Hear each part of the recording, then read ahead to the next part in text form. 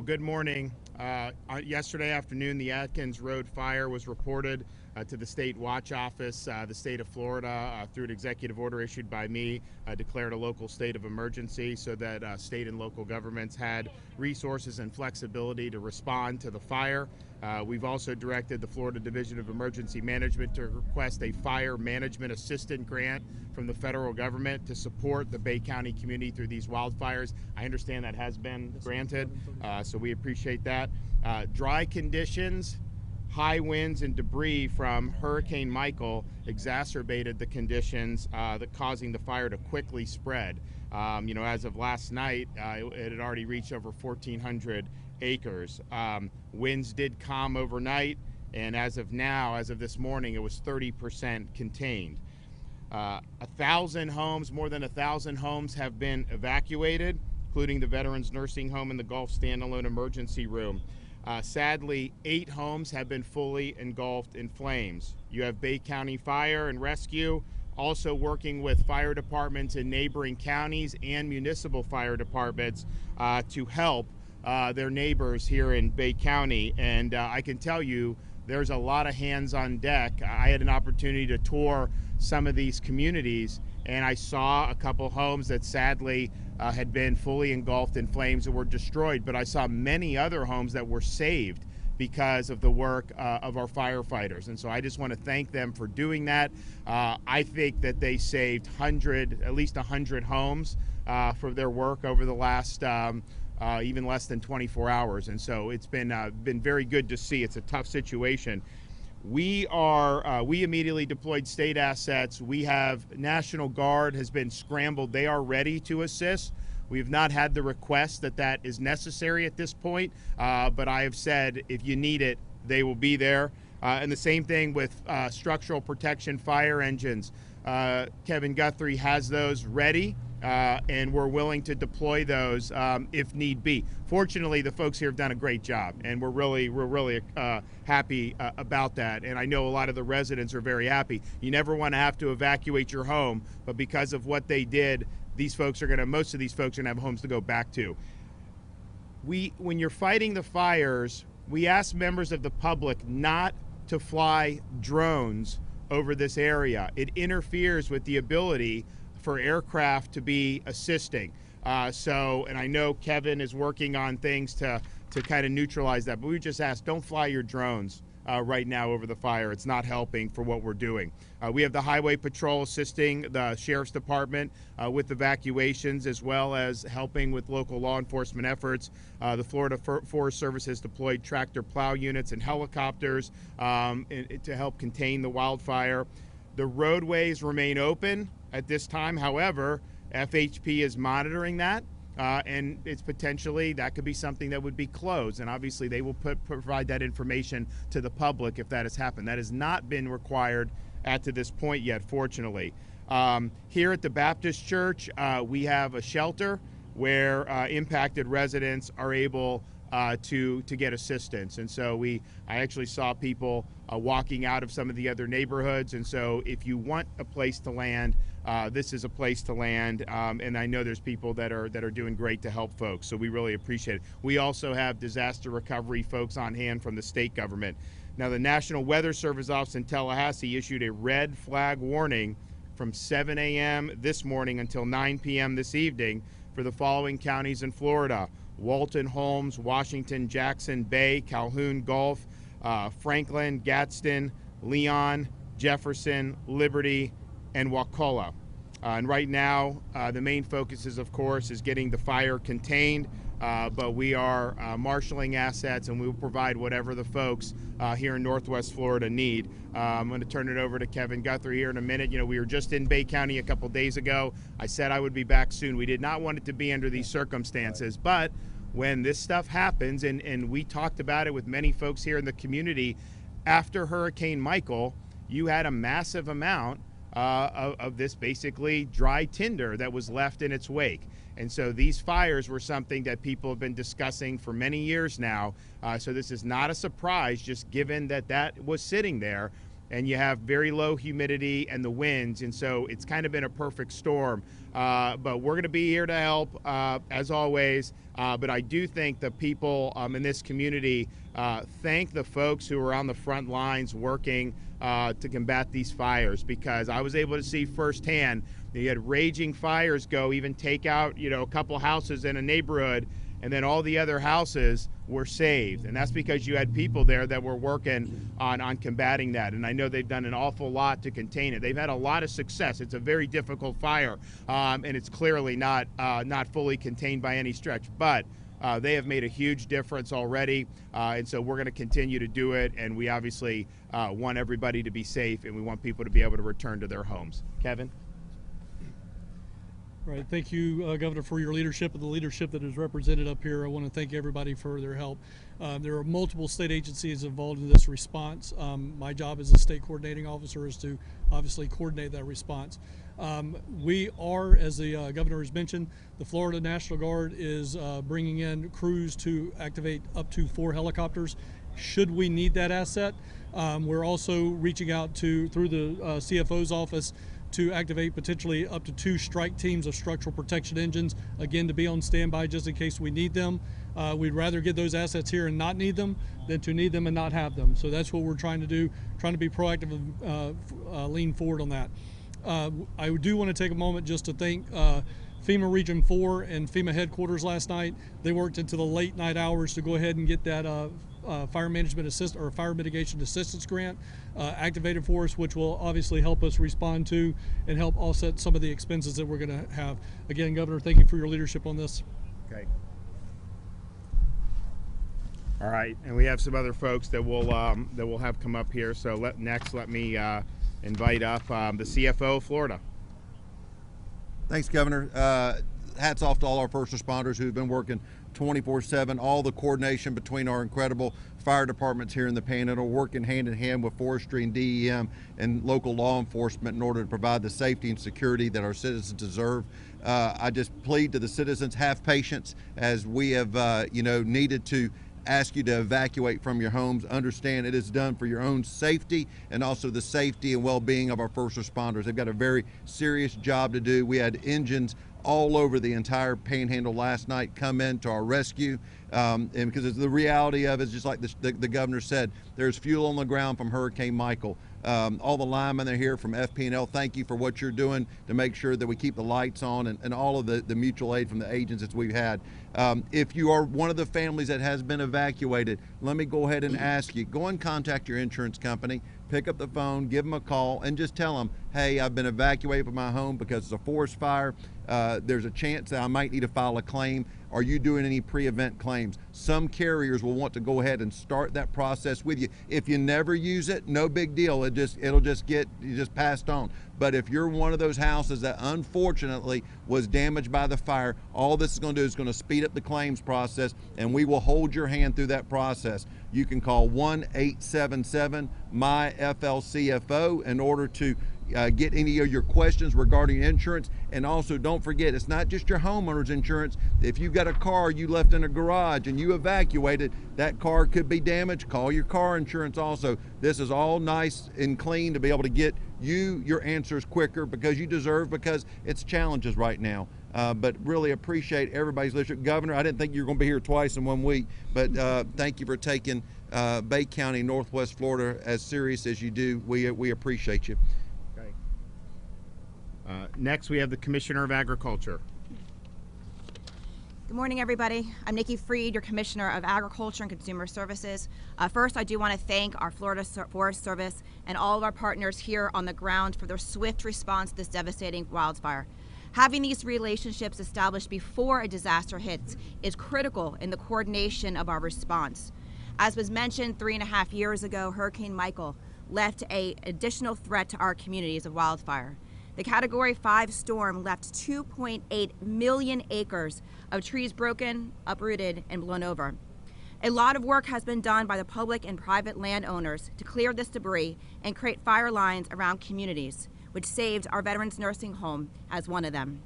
However, the volume of our downed trees is exponential and remains a huge threat of already this area that's been burned. Wildfires are never easy to control. These added fuels and dense pockets of vegetation from Hurricane Michael will increase the intensity of wildfires as we get difficulty times to suppress them. That's why the Florida Service has provided additional information and public service announcements, trying to give people as much information as humanly possible of how to protect their homes, how to make sure that we are operating at a time right now where we do have a lot of dense down trees, we have a lot of drought, and it is really important for everybody in this community to understand with these types of weather conditions, please, please, please do not burn in your backyards. This is a time that we need to be working together as a community and understand that unless you have received a permit from our office, which we are not giving in the Panhandle at this moment, that you are not burning in your backyards and causing these additional fires to come into play. We know that wildfire threat is here. Now, with weather conditions increasing, we know that this is going to be something that is going to be on high alert from now until end of June, beginning of July. Our wildfire firefighters are ready to respond, and we require all the requirements, the resources, and equipment available to help these fires in these unprecedented landscaping. So thank you to all of my guys who are out here around the clock, and I know that there are a lot of them out there today.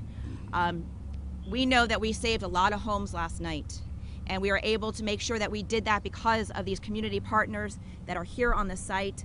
This is truly a team effort from all of our resources, from local, state, and federal when necessary. But truly, this is something that we're going to need the local community to really step up, be cognizant of what is going on around you, and asking you again to please make sure that you are following all the protocols for burns in this area and that you're not taking upon yourself to continue to burn. We are grateful for your work to save and protect our lives. And again, to our Florida Forest Service personnel that are out there around the clock, kudos for the work that you all did last night. You really truly are some heroes, and I've heard so many of the stories today, and truly should be commended for the work that you have done. So thank you, Governor. Okay, Congressman Neil Dunn. Thank you very much, Governor. We are surrounded by heroes all around us here today, and I was on a tour with Governor DeSantis. I can tell you what you said was absolutely true. These terrific work by the Florida Forest Service, working side by side with the local fire, the structural, if you will, firemen, saving homes just in a heroic fashion. Please mind the cautions that Nikki gave you about the burning. We don't need any more wildfires in the Panhandle right now for anything. And I want to say thank you to a few special people, all of our first responders, and it's getting to be a routine for me to say thank you to Governor DeSantis for all kinds of ways he's helped us after this hurricane. Jimmy, thank you for your kind comments on the insurance. That he really can speed this stuff up. He sped mine up after Michael. Secretary of Agriculture, thank you very much, Nikki. I mean, really, that's a great word. Sheriff Ford and all of your team, God bless you. Chief Brad Monroe, Commissioner Robert Carroll, and all of the commissioners who are standing over here. Thank you so much, guys.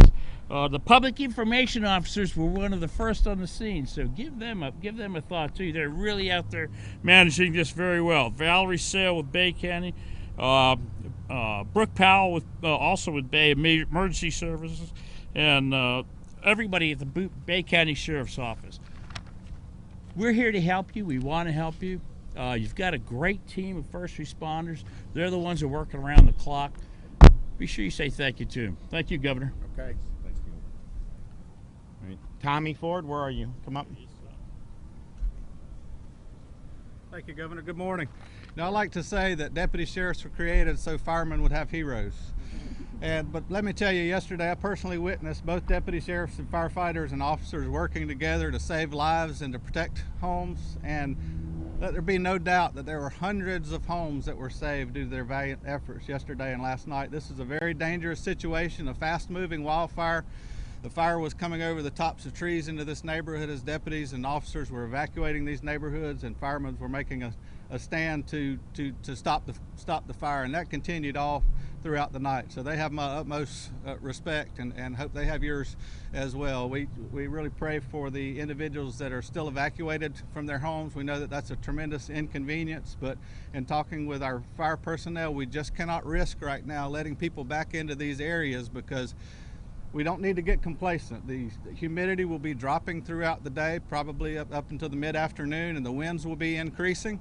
And that is conditions that are very ripe for further fire development. As you know, we still have a lot of fuel on the ground from Hurricane Michael, even in these areas that the fire's already come back through. So it's very important that people in this area, those that are evacuated, please be patient. We know it's very much of an inconvenience, but we've got a lot of people protecting your property.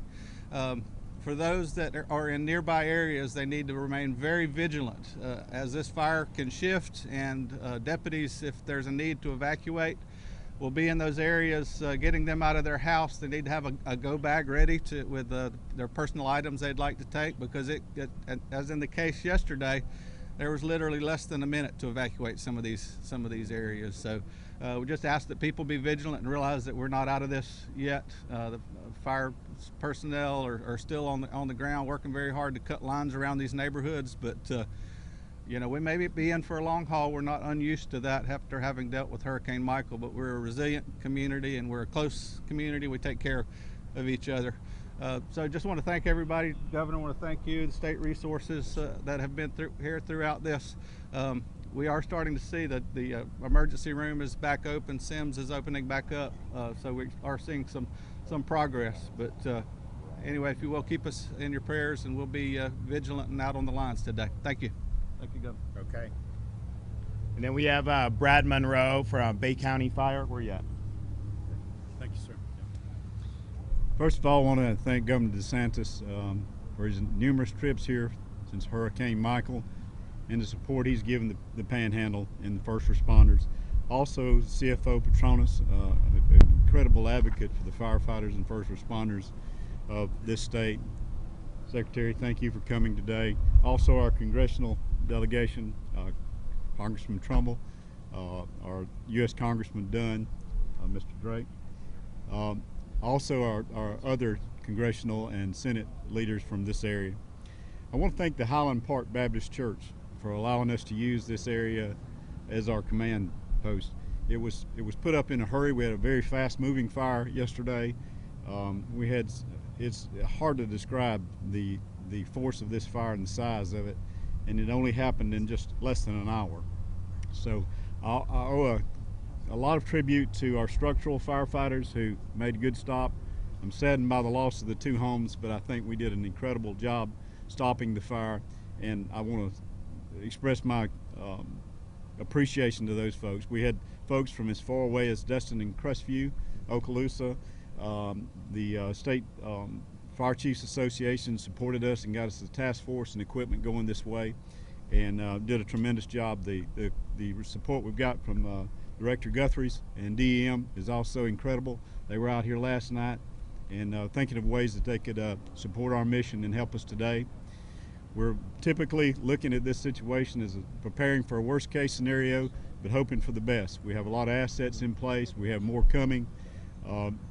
We're just trying to put the best foot forward in facing this thing and being prepared as best we can. And as others have said today, we urge folks to consider the burn ban of sorts. Outdoor burning should be avoided at any cause. Even be careful that as simply as grilling and stuff outdoors. We have the high winds, the low humidity. It's a perfect scenario for another fire like we had yesterday. I want to thank the Division of Forestry, great partners, and of course Sheriff Tommy Ford. He and I talk every week. We talk on the phone, and in situations like this, we're together and work greatly as a team. Our incident management team, our division chief Frankie Lumm and his folks, we just got a great contingency, great employees for me at Emergency Services, and I appreciate everyone and the support, especially from the folks that have donated stuff. We had a tremendous amount of stuff from vendors and from businesses in the area, and we appreciate that. And the families. And the families. Our commissioners and County Manager Micah, I can't thank you all enough for your support, and I appreciate again, Governor, for coming to see us. Yep, absolutely. They've also, over the last day, saved a lot of homes, helped evacuate a lot of people, but also saved a lot of household pets, and these shelters are pet friendly. And we absolutely want people to be protecting their pets, and wherever you end up, if it's the Baptist Church here, Hiland Park, you're going to be able to bring your pets, and I know that's a concern for a lot of people, and that's very important. And so we stand with that 100%. And I just want to say again, thanks to everyone from the Forest Service to Bay County to all the municipalities, the neighboring counties, for all the work that they've done. I mean, this is a really significant, fast-moving fire. And it obviously has done some damage, but I'll tell you, I thought that given where it was, that you would have way more homes that would have been destroyed by now. And I think it's a testament to what they did to be able to protect this community. So good on you for doing that. It's one of the reasons why we always tell people how important our first responders are, because this is the time when you want someone to be there to help, and they're always there to help us. So thank you for that, and we'll be engaged. As Kevin said, we've got a lot of assets ready, and if we need to deploy at the state level additional assets, we will absolutely do that. Okay, does anyone have any questions? Yeah, so we continue to bring up the debris that's been left from Hurricane Michael and how this is almost expected. Why haven't we done a prescribed burn of this or done more to get rid of it over the last 3 years? And I'll also call Mike up from our team. So we've done a lot, as you know. I mean, we received not only state funding, which we are very grateful for, but also federal assistance.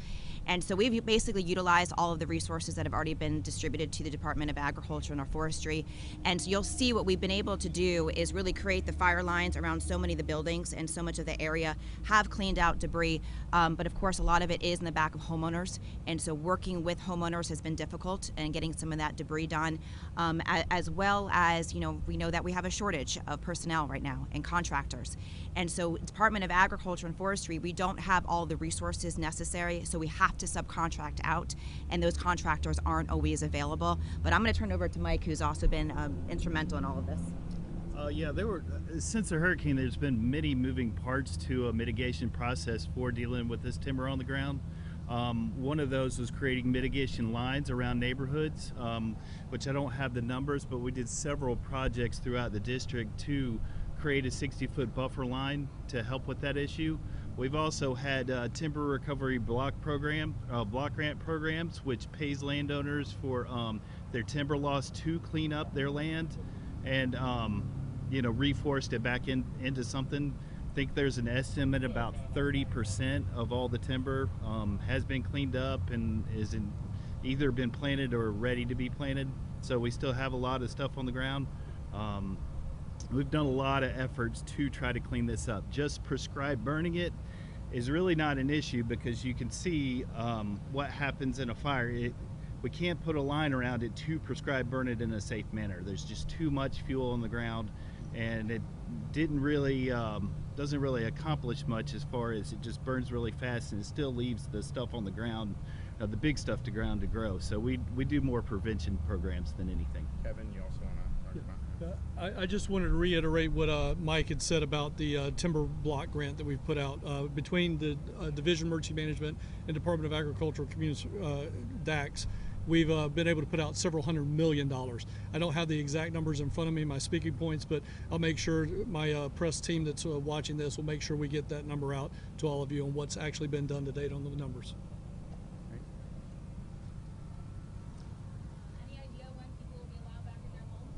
Whenever they say it's safe to go back. I mean, I think those neighborhoods we were looking at, you could tell that there had been fires burning, but there wasn't anything imminent. But with the winds the way they are, it is possible that it could bring it back. There was also kind of some slow burning ember you could see pretty close to some of the houses.